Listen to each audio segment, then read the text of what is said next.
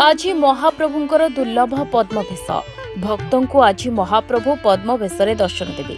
यह पुण्यतिथि अवसर में पुरीर जड़े युव चित्रशिल्पी विश्वजित नायक आइसक्रीम काठी महाप्रभु श्री जगन्नाथंकर एक पद्मवेश प्रतिकृति तैयारी करिसेंती, जहाँ बेस आकर्षणीय होछि। आइसक्रीम काठी रंग काठ माली एवं अठा व्यवहार होछि।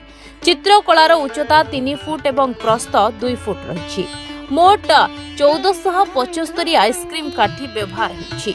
मोट 1475 आइसक्रीम काठी व्यवहार होछि एवं एही जटिल कारीगरी को समाप्त करने को 4 दिन लगी। पूर्व विश्वजित आइसक्रीम काठी अनेक सुंदर चित्रकला प्रस्तुत करिसेंती।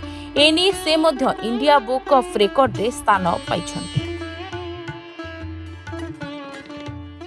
नमस्कार, जय जगन्नाथ। मो ना विश्वजित नायक चित होगा जाऊँगी महाप्रभु जगन्नाथंकर पद्मवेश।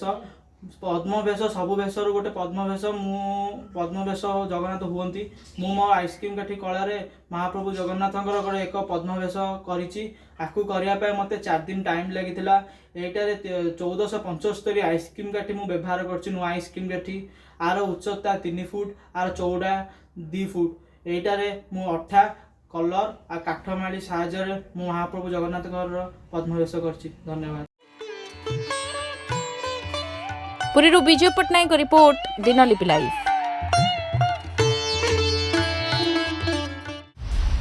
दिनलिपि लाइव को एबे ही लाइक शेयर सब्सक्राइब करंतु।